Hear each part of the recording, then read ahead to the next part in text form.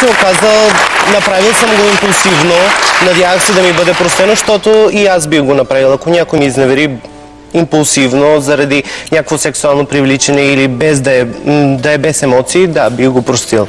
Затова очаквам и на мен да бъде простено. Сега, ако вече стигнем до този етап, където не ми се прости и тая връзка се провали, тогава ще си ги снося своите последици, които съм ги направил. А твоя партньор изневерява ли ти? Със сигурност. Аз не го знам, но със сигурност не мога да кажа, че не.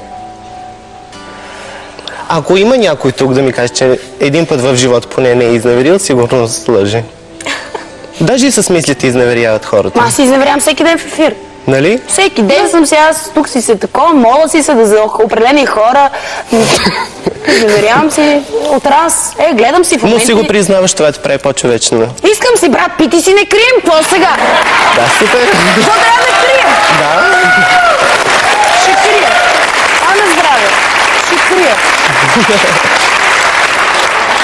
Няма да крия. Ама да спомена и нещо друго. Да, давай, включвайте се. Включвайте се. Изневярата, това не е просто да отидеш и да легнеш с някого. Изневярата може да бъде и по някакъв, да речем, емоционален начин. От това да, примерно, да флиртуваш зад гърба на дадения човек с някоя друга или други. Примерно, моят човек да флиртува, да речем, зад гърба ми с една, две, три. Това също се води изневяра за мен. И тук идва въпросът, кое е по-тежкото и кой как го възприема. Дали само приспиването с дали физическата изневяра или вече насоченото внимание към друг човек. Да, точно така. А може ли човек да изневери без да бъде физически, но да иска да е с този човек, без да е преспал с него? Това за изневяра води ли се? Това не е изневяра. А какво? По никакъв начин. Ама ти мечтаеш да си с него. Това е развратно подсъзнание. Развратно подсъзнание. Не е изневяра. Питам аз, питам. Питам. Сподели, да. Значи, кое е по-опасно? В смисъл, кое е по-гадно за потърпевшия? Това, че половинката му е преспала с друг човек или половинката е насочила вече вниманието си към нов човек? С вниманието, със сигурност. Всеки може да преспи за една нощ, следващия ден да не се видим отново, но вниманието и самата емоция е много по-силна от един секс. Ти как изневеряваш? Ами, до сега съм го правил само с сексуално привличане. Мога да кажа. Да, трябва ми много време да си насоча чувствата и вниманието към някой човек. Затова през това време сигурно връзката ще свърши. В смисъл, трябва ми доста време, за да заобичам някой и емоционално да си легна с този човек. Много по-лесно е да го видиш, да го направиш и да си тръгнеш. А добре, сега когато говорим за изневярата, на мен ми е лично много любопитно, когато човек изневерява, търси подобен на своя партньор или търси коренно различен от неговия партньор в живота? При тебе как са нещата? На теб ти е любопитно, значи, че ти не си го правила ли? Аз изневерявам, аз всеки ден съм в изневяра, бе, човек. Защото така, че ти е интересно как... Изневерявам на предаването с пеенето, на пеенето с предаването и така се изневерявам аз постоянно. Само с това. Не е малко. А на гаджето ми брат Пит. А малко ли е? Признала съм си го. Ти си уникална и непорочна. Аз съм направила. Ти си Дева Мария. Девствена не съм, но съм непорочна, да. Какъв беше въпросът? Как ли? Забрави си въпроса. Не, просто си бях свършил внимателно. Казах при тебе как е. Когато изневеряваш, ако си имал връзка там месечна, 3 или месец, няма значение, търсиш същия човек, същото момиче подобно визуално или търсиш коренно различно? Нещо също на момента. Ти по руси или по черни си падаш? Руси. Значи, за това изневерявам основно на себе си сега, година.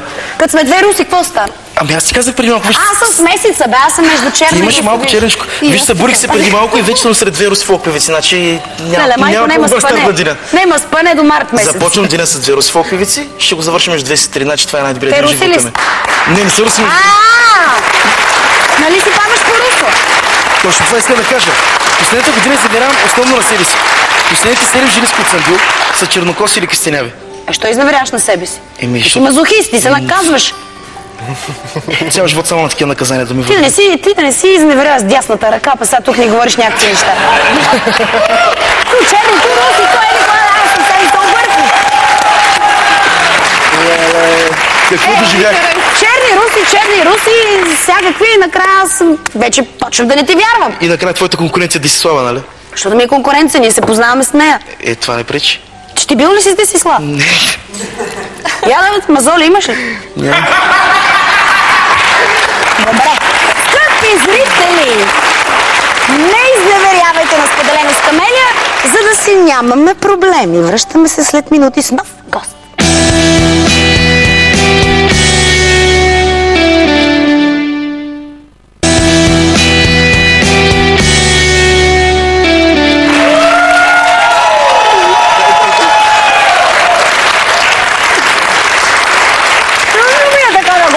Привет отново от студиото на Споделено с Камелия.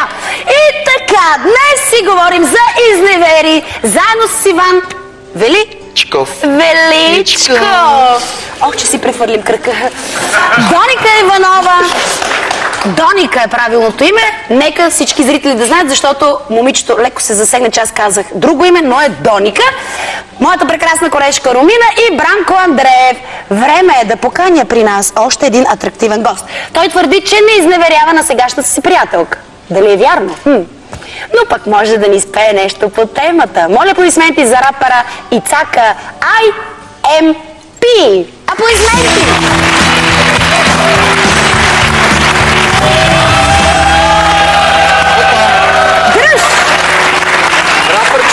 Здрасти! Здрасти!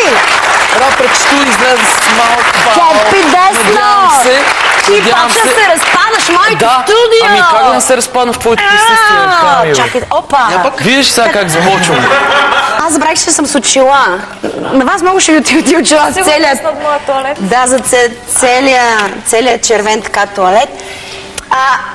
Как беше? IMP. Ицака ще е много по-лесно. Ицака. Ще е най-лесно да ми викаш. Кой те цака, бе, Ицака? Никой не ме е цакал и все още никой не ме е предцакал. Опа! В любовните отношения имам предвид. С това мога да кажа, че се гордея. Имам много дългогодишна връзка до момента. 8 години съм с едно момиче. 8 години с Да, 8 години и не съм изневерял. Боже! Ще се прекръстиш ли пак? С прекъсване вече не става, не знам какво трябва да направя. Може да стане и да изляза.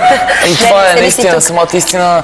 Значи аз съм за изневярата, но когато човек почувства, че трябва да го направи. Тоест, ако в едни отношения получаваш това, което искаш и същевременно даваш това, което се иска, няма място да се изневерява. Защо се изневеряват хората? Има ли някой да го прави просто е така от глупо? Да, има спортисти. Секс спортисти има 100%. Аз го поздравявам него. Фрими го, поздрави ми го, Фрими, моля ти се. Дай някакви рими за това. Ти си... Няма ти ока, Фрими, ти си супер як, брато. Ево ти пара. Защото... Нека с мускула, не спукаме панелката си. Той си е намерил това си му вътрешната природа, следва си. Той е ловец мъжа, знаете. Преследва си през 3 минути мисли за секс, той изглежда по-рядко. Да, ние още не го обвиняваме, че такъв. Той си е такъв. Просто аз съм стигнал до едно друго заключение, че казах, когато не си усетил просто нуждата да го направиш, не да го правиш. А ако искаш само да видиш какво става, просто ти не е проститутка, плати си и виж с какво става въпрос. А може да си я викнеш и вкъщи. Което е още по-яко. Тя си е просто на работа. Да. И това е. Плащаш си, както отидеш в магазина си, купиш хляб. Аз съм за това. Щом искаш да видиш нещо различно, да бръкнеш някъде на друго място, в някое друго... Ще хода, аз става фурна хлеб да си поръчам. Да си опечеш хлебчето на друго фурна. Ама аз такова хлебче. Хлеб уж не ям, ама така питка би попитала, да знам сега. Да, той има и наденички. Наденички ли? Да. Опа! Ще замесиме нещо. Ако чувстваш необходимост, действай. Как се казва твоята приятел? Поздравим, че има такъв... Аре, Мацко, където я си поздравявам, не да ти кажа името. Браво, имаш готин човек за себе си.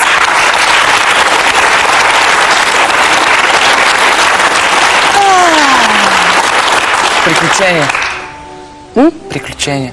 Приключения много? Да. Днеска се обогатих, има човек винаги какво да научи. Абсолютно. И от по-млади, и от по-опитни. Дори на тези години. Дори на тези, да, аз съм на 140.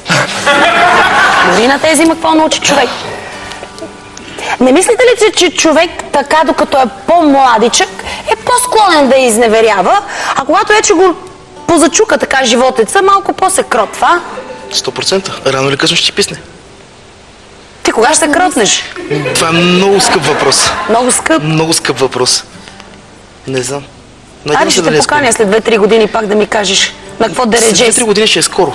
Може би след 6-7. След 6-7? Да. Минимум. Ще помадрееш ли тогава? Надявам се.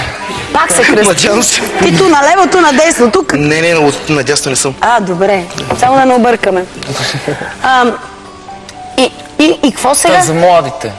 Така ли е? Младите по-склонни ли са да изневеряват? Не, по-скоро нека го правят докато са млади, а не след това вече с деца и семейства сериозни. Нека се наживеят, нека се нагледат, не играят или там каквото ще да правят. И след това, като усетят вече, че са озряли или идея, са готови. И са готови, да си намерят една яка мацка, си направят яки деца и си живеят живот. Добре, това е 8 годишна връзка все пак.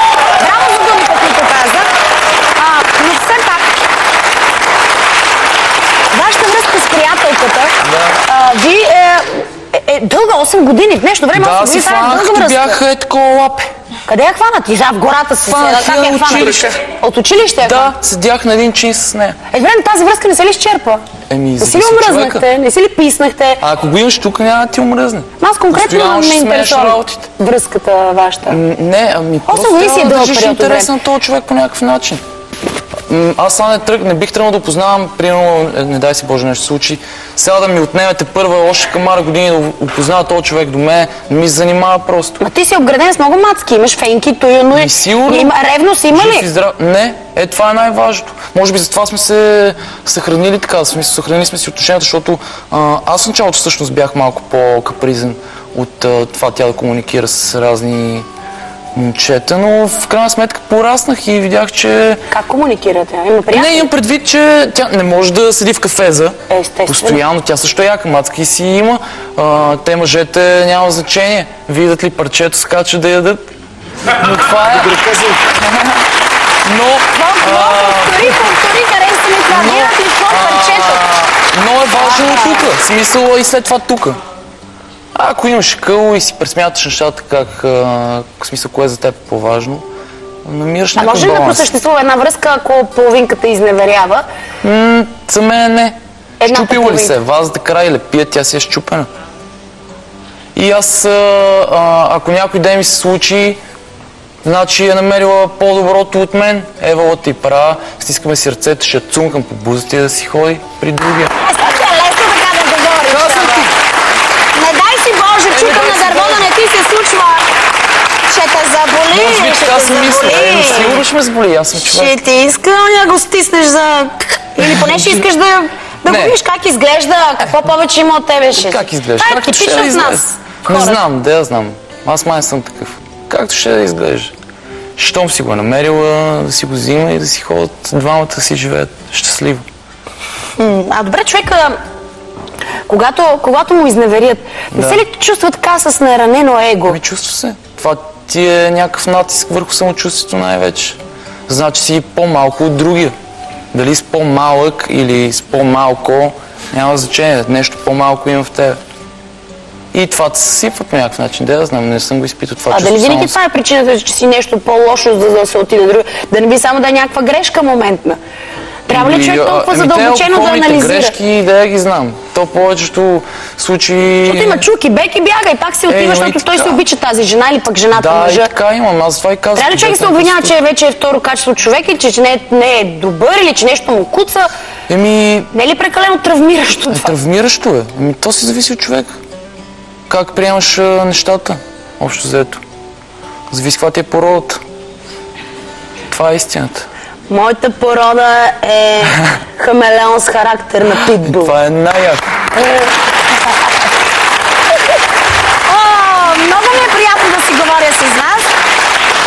Много сте ми така цветни сте ми, лъчезарни сте ми, споделихте ми и ти беше много откровен. Благодаря ти. Не всеки ще има смелост да каже, меткам се ги през вечер по 2 по 3.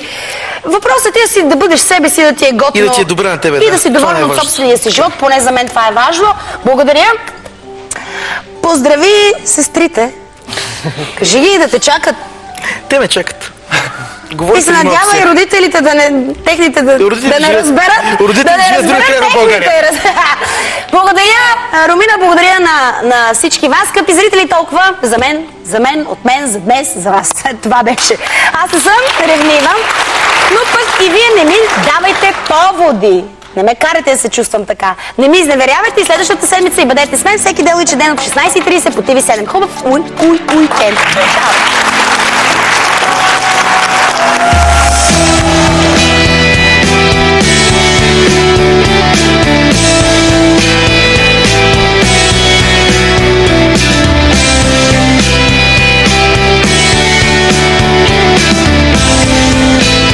Темата беше много закачлива, общо взето щастлив съм, че си прекарах част от деня тук при вас. Беше удоволствие да участвам в едно такова предаване, заедно с Камелия. Беше много вълнуващо, много забавно.